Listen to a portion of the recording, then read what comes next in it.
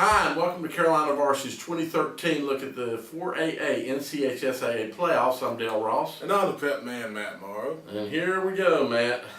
Number 12, Independence, 8-4. Going over to play Butler, 9-3. Number 4 seed, 9-3, and they're playing at Memorial Stadium. I'll just make a quick comment. Well, first of all, we got Independence defeated Huff last week, 13-10. Took a block of a field goal at the end of the ball game to secure the win. I attended the Butler Olympic game. Butler and Olympic played tight for a while. Olympic received the ball. Had a decent return. First offensive play, they fumble.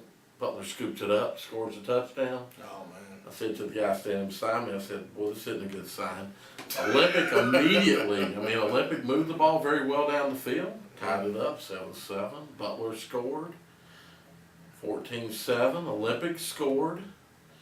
Did miss the extra point. It was a good ball game there for a while, and then Mr. Ratliff decided to, just really put the game on his shoulders, and Butler ended up winning 55-28. I did not see the second half of the game. Now, last time these two teams met, Butler won 43-42.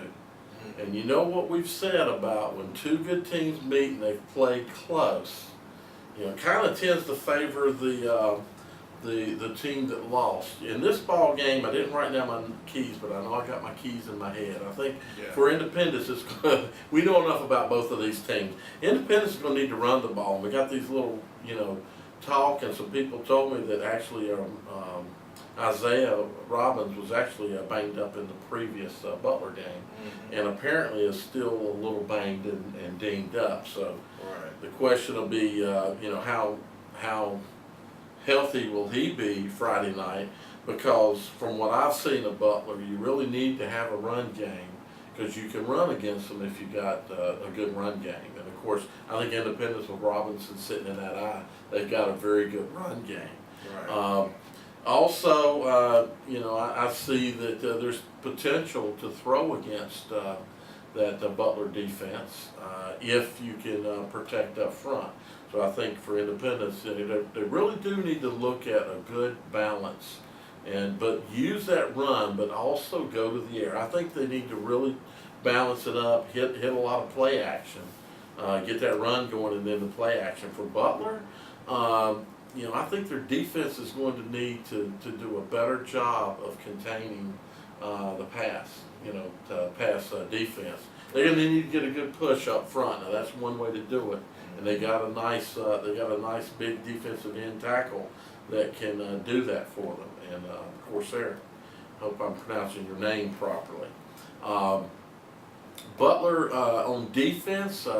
Again, as I say, they need to. I'm sorry, on offense, we just said what they need to. I think they need to do on defense. On offense, I think it's all about Ratliff and just continue doing what they're doing. Maybe find a little bit more out of. I think this is kind of one of those games that the LeMay kid's going to need to step up and have a big ball game. What you think? Well, you said a lot of what I got here. Well, we know the teams too well. I think for Independence, like you said, balancing the offense, I think they have the formula. Obviously, they put up a lot of points in the last meeting. They just got to be consistent, man. I think defensively, they got to find a way to protect the middle of the field. Butler made a lot of plays in the middle of the field in the last game. And one thing that's not on here, but I'm just thinking about, their special teams has got to make plays consistently. Kicking has killed these guys. Yeah. Off the top of my head, 2 games: the first Huff game, and the last game where they just played Butler. They missed the extra point in both games. Right. That's why they lost. But the special teams last week made a big play, the kick block. Deion Washington in the kick return game. If you're Butler, why would you even kick it to him? Right. Don't kick it to him. Don't punt it to him. Either kick it out of bounds on a punt, or you're kicking off, squib it, and make someone else field it and run it back. Well, their kick coverage as well, because in that Rocky River game, they gave up a kick return for TD. Right. You know, there's been, so I think on both sides of that, special teams. Yeah, I think that's going to play a big role, especially when you got a rematch with these teams that are so evenly matched. That's the big X factor there. Yep. For Butler, you got to find a way to get pressure on Hopkins. If Robinson isn't 100% like we're hearing, A.J. Peel, number 44, the backup running back, I think he's very talented. I think he runs well. He's going to have to play a big role, and he scored a couple times this season. I think he scored last week against Huff, I believe so. Either way, they've got to find a way to get pressure on Hopkins, because they're going to have to. Independence may throw the ball a little more as a result of only having one good running back. Right. I think offensively, they can't have turnovers. They can't turn the ball over and give Independence more than one possession. Yeah.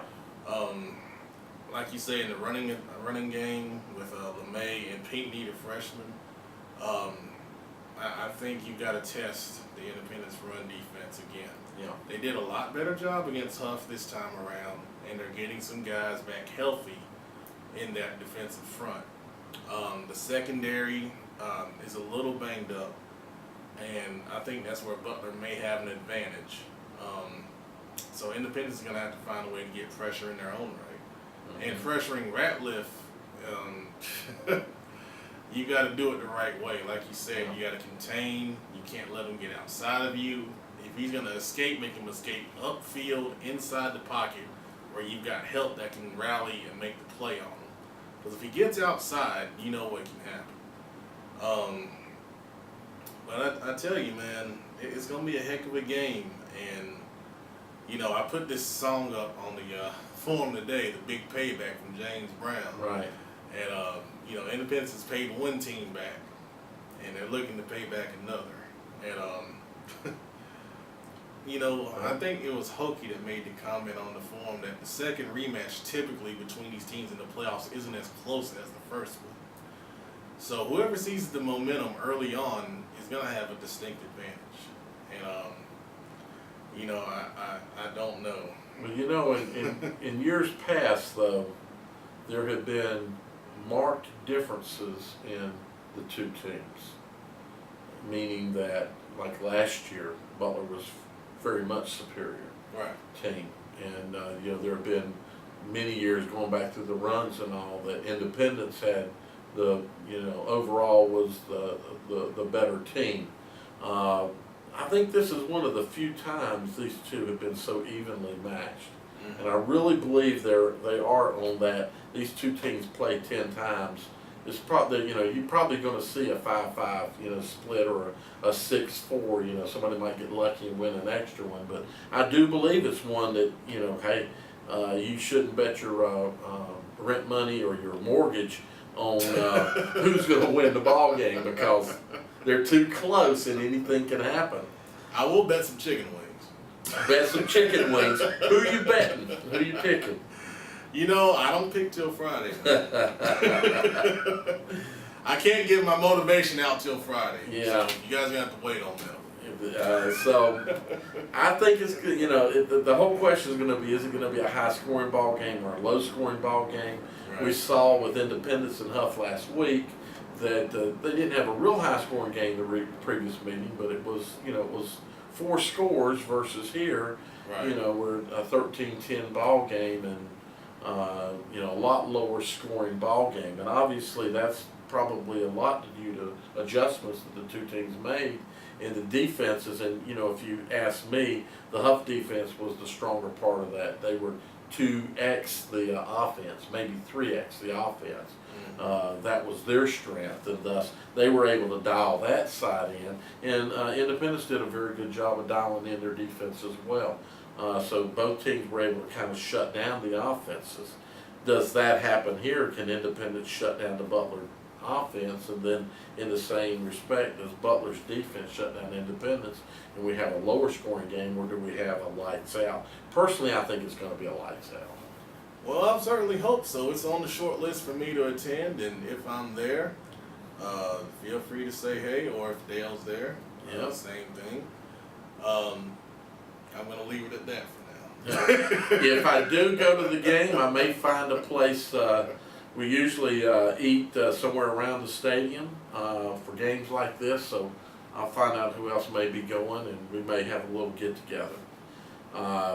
You guys enjoy it. Games at Memorial Stadium are always special. It's a great facility, a great place to play. Enjoy the ball game. My recital, I think it's very vital to rock Around, That's right. on time. It's tricky. It's uptight. Here we go.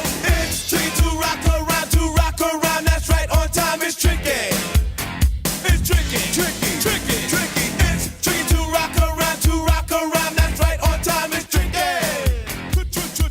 Tricky. I met this little girlie. Her hair was kinda